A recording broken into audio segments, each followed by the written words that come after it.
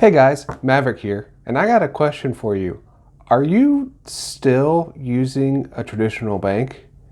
If you are, we need to have a talk. So just come over here. Let's talk about it, all right? Some legends are told, some turn to dust or to gold, but you will remember me. Remember me for centuries. Just one mistake is all it will take. We'll go down in history. Remember me for centuries. Hey guys, welcome back to Compound Interest. This is Maverick. Sorry I don't have any crazy intro today. It's just a good old-fashioned normal intro. And today's topic, we're going to be talking about traditional banking alternatives and why you should skip a traditional bank. And as always, if you could please, like and subscribe for the channel, that helps me out, makes the YouTube algorithm happy. And of course, when you hit the like button, I drink scotch. Oh man, that's real good. Makes my day better. Okay, so it blows my mind that traditional banks still exist, though I get why. They're so embedded in our system, and it's what everybody else started out with. There wasn't different alternatives back in the day. Everybody put their money in the bank because banks are trustworthy, they tend to look out for you, and all that sort of thing. But now the times have changed, and it's time for us to change with it. And if you are still banking traditionally in a typical bank, an example of that would be like Wells Fargo or something, you need to come to the times. There are better options for you and your money, and I'm going to share those with you today. First off, I'd like to share with you that I am not a financial advisor. I used to be, I'm not anymore. But before you put your money anywhere or listen to me, you should always check with a certified professional and do your own due diligence. These are just examples of my opinions, what I would do and what I am actually doing. Okay, so let's get into it. So before we talk about alternatives, I'm going to talk about why people probably still use banking. And a lot of it is people are still trapped in the past. You have trust. Some people are afraid to change. 10 years ago, if you were to say, hey, I'm going to put my money in an online bank account, people would think that you're crazy. They'd be like, an online bank, it's going to get stolen, blah, blah, blah, blah, blah, blah. So it's also nice to be able to walk into a place and actually hand your money over to someone.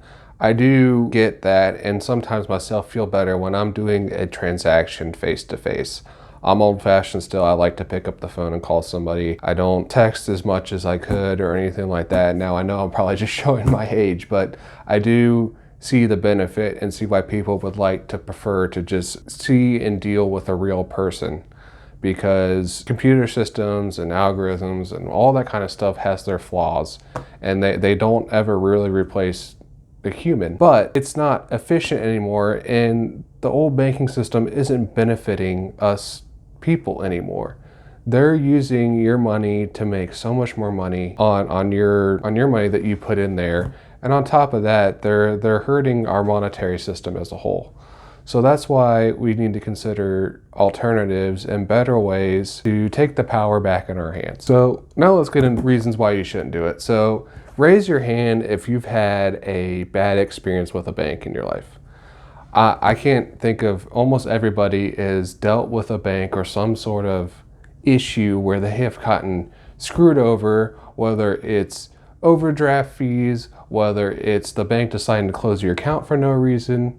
I mean, I'm sure almost everybody at some point has been screwed over by a bank, and maybe you've been loyal to them for 20, 30 years, and then you do one thing wrong and they screw you over. And what's funny is if they didn't even have your money in the bank, they wouldn't be in business anyway. So the fact that you're trusting them with your money to put in someplace safe, and then you make one mistake with it and then they completely screw you over, makes no sense to me. That's not how banking should be. That's not their purpose. They're meant to serve us. Not to mention now, there's all kinds of crazy requirements. Fees are really bad. And now, some banks have like a limited transactions per month, or, the monthly maintenance fee. And I just think it's ridiculous. It shouldn't be that way. Now, I get that there is safety backed by the FDIC, there's security with banks. And they do serve their purpose, and their purpose is literally this. The only thing you need a bank account for is to be able to pay your expenses and to have enough money in there for some sort of emergency fund, because having your money in a bank is still extremely liquid. It's one of the most liquid things where you can put your cash. Yeah, you can maybe put it in stocks, and stocks are liquid and other things, but a bank itself is super liquid. You could walk in there, you can press a button on your computer, and you can get the money pretty quickly. Now, it bothers me that they close on the weekends, that sometimes it takes over the weekend just to get your money, but it's, that's why they have convenient ATMs. You can walk into an ATM and get your money, but there's still limitations with that. But the round point of what I'm trying to say is liquidity is an important aspect of having money and wealth, and not being able to have access to your money quickly can harm you just as much as it can benefit you. So that's something to be aware of. Those are the only two reasons why you really need a bank account: to cover your expenses for your Ferrari, which I don't have, but to cover your expenses, and to have an emergency fund for liquidity's sake. Okay, so now let's get into 4 other options where you can put your money. And the other issue, because I could really rant about banks all day, because I just don't like them. And there are tons of reasons why, and I'll probably get into that in a different video. But we have to factor in inflation too as a whole. So inflation, the national average per year is 2%. And how much are you getting paid on your money in a traditional bank? If you're one of those people that still has most of their savings sitting in a bank, and you're owning 0.006%, you're losing, if you had $100, you'd be losing $1.94 per year, while only making whatever the math is, 0.06%. It's nothing. It's not even worth it. So there are alternatives, and here's number 1. So number 1 is a online savings account, a high interest yield savings account. Now, there's a couple companies, you've probably heard of them, like Ally Bank, Synchrony Bank, CIT.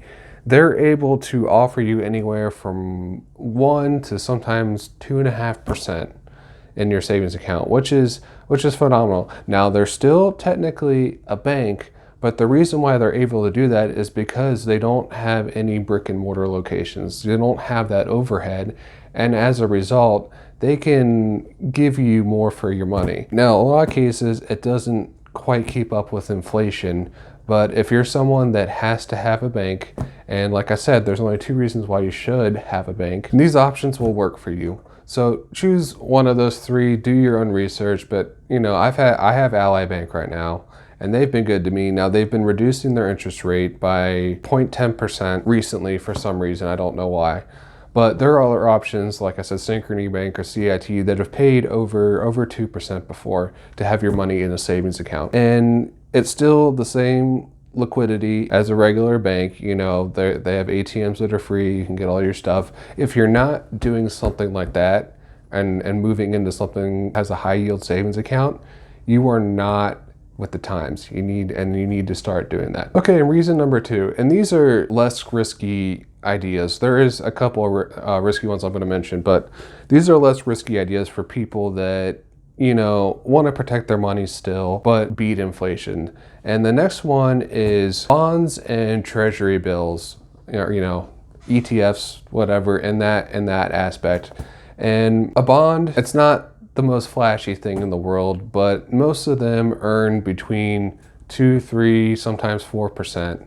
And if you get a bond ETF, you can spread it out over a couple different bonds to hedge your risk. And from there to treasury bills that are backed by the US government, they're technically less risky. Now, for me, I don't have a whole lot of faith in the US government and our monetary system as a whole, but I would much rather have a government backed behind what I'm saying than just some random company, because there are some random companies that just have bonds, and those are way more risky. But United States treasuries or municipal bonds, which is really the technical term, municipal bonds are the ones that are backed by some sort of federal entity. Those are the best bets that protect you against inflation, that'll earn a couple percent to keep up with it, and they're still fairly liquid. The next thing you can do, besides putting what you have to in your bank account to cover, your expenses or your emergency fund, is to do dividend investing.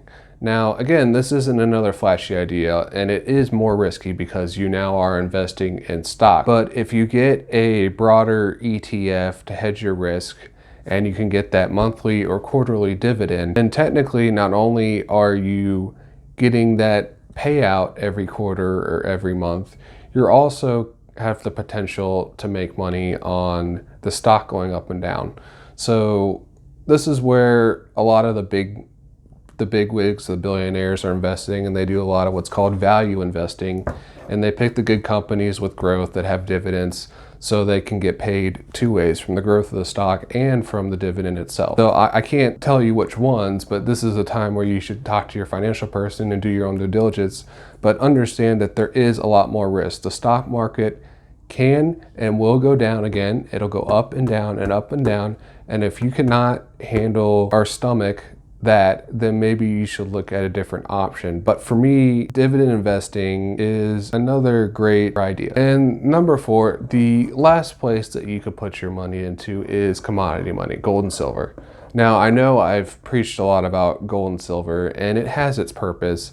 And I'm not saying that you need to put all your money, and you really shouldn't. I think you should put roughly a quarter of your portfolio into gold or silver, because gold or silver is insurance. It does not get infected by inflation. And if you carry that, yeah, maybe from an investment sake, it doesn't make you a lot of return, but it preserves your purchasing power, and it's a store of value. And those are two things that are really, really important when it comes to preserving and growing your wealth. You need to be able to manage and protect your money so that you can grow it.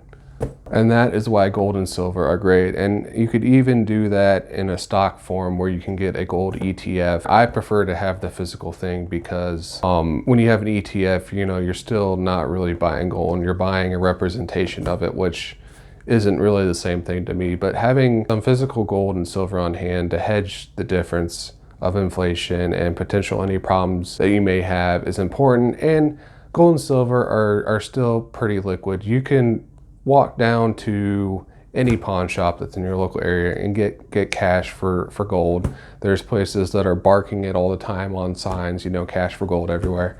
So it's still fairly liquid. It's just not as convenient as a bank, but it has its purpose. So all in all, these options are better for your money. There are other options, such as, buying land or real estate. Those are a lot more upfront costs, and there's risk associated with them now, but these are just, in my opinion, easy alternatives that are very liquid, that if you needed the money to pay for something, you could do it. Okay guys, that's all for today. Thanks for watching, and as always, if you could please like and subscribe, share this content, I really appreciate it, and I want to thank you for sticking around. And as always, if you hit the like button, I drink scotch.